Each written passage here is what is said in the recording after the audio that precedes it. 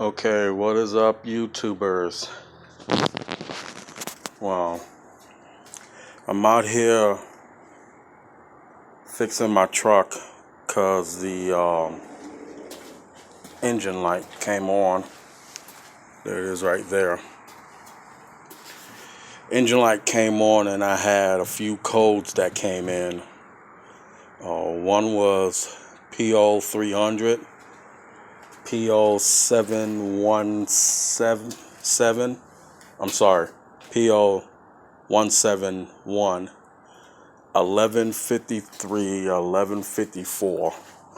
So anyway, those codes came up as my O2 sensor is reading at a lean. I got a misfire, and it was, I forgot what the other one was, but anyway, I figured I'd give it a shot and take the intake out and replace the intake manifold gasket. So I ended up doing that. This is the one that was actually on the truck. I already put the other one in, it's already done. But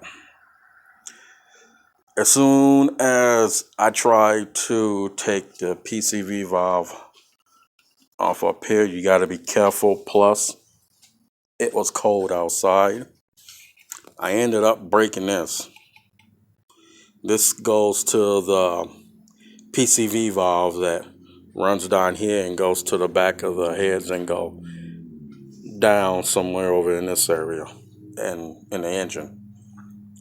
So I cracked this one. So looking at it, me being new to this, I got another one that is over here, and I figured from the looks of it, you can just unscrew those.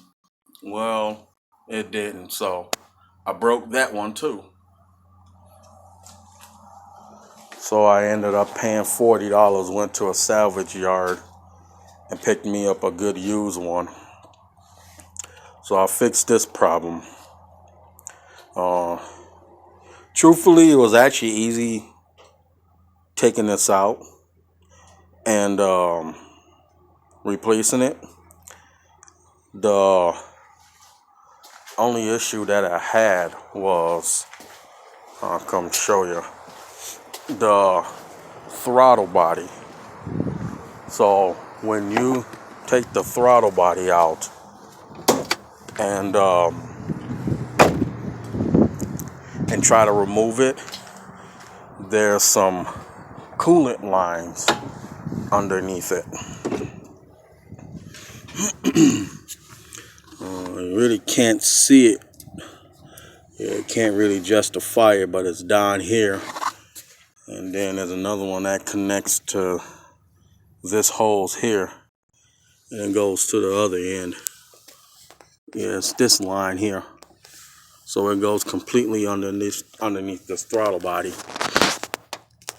So it was that was the hardest one to take off for me. And if you didn't know how to take these off, this throttle cable here, you just pull it up and it comes out, and there you go. This one here is a little bit more tricky. You have to actually turn this and it screws all the way out so you can actually take it off.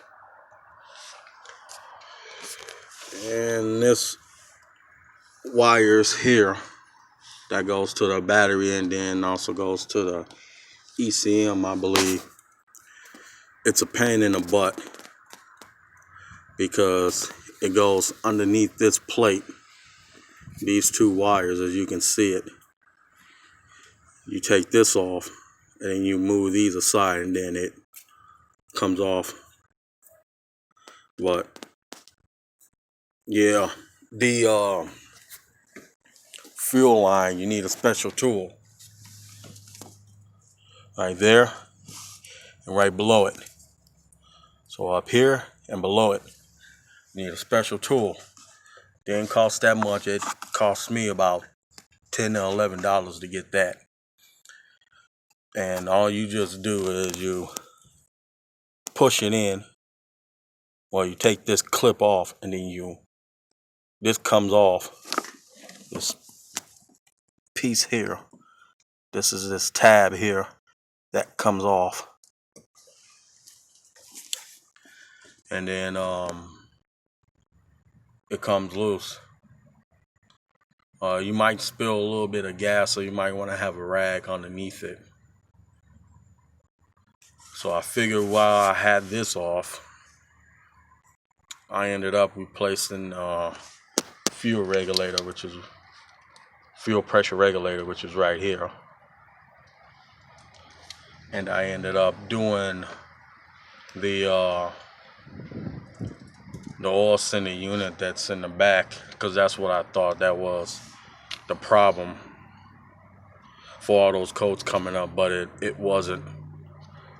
But anyway, when I ended up doing the intake gasket, I actually got rid of all them codes except the PO 300. I still had that code coming up.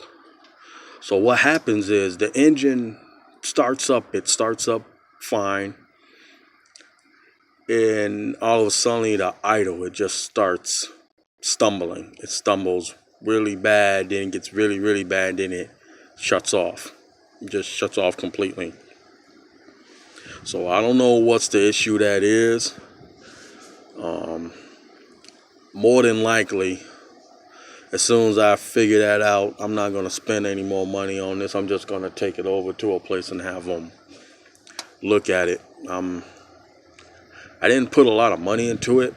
The only money that I actually did put into it was the oil sensor, because I heard that those is pretty bad sometimes. The intake, the fuel regulator, and then I even replaced the fuel ejector O-rings. So all of that I paid about $150. That's for everything. And I ended up cleaning the inside of this throttle body out. I literally cleaned it.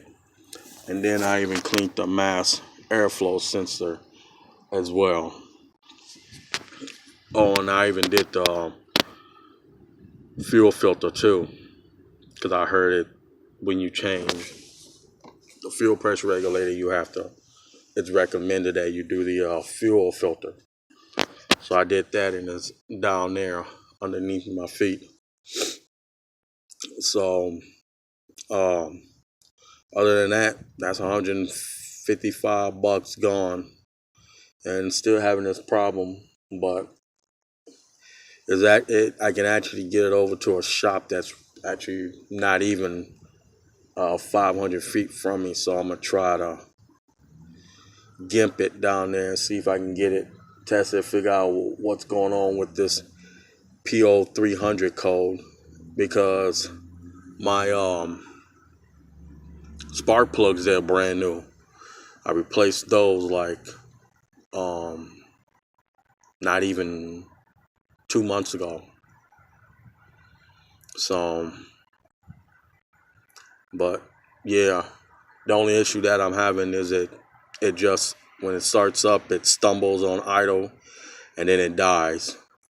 But before that started happening, I did notice that it was wasting a lot of gas.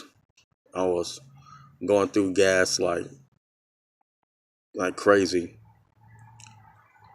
So other than that, this is just a YouTube video on the codes that I had. And if you ever get that one code that's PO171, most likely that is your intake gasket, because then that means you got a vacuum leak somewhere. And most of the time, it just doesn't mean just intake gasket. It can be this holds here any vacuum source, any holes, even these. Check these as well, especially check underneath it. Because right here, these are going to look fine, but inside these, they do split pretty easy. And even check to make sure everything is connected. All your connections, everything. So, yeah, I did my digging. I'm done. I'm just going to give it to the experts. I'm good at building engines, but I'm really new to all these LS1 motors. And I would love to have the time to actually try to figure it out, but with work and everything, I don't have time to even tinker with it. But other than that, yeah, that's it. Hope y'all like it. Y'all got any comments or anything? Just let me know. Other than that, yeah. Bye now.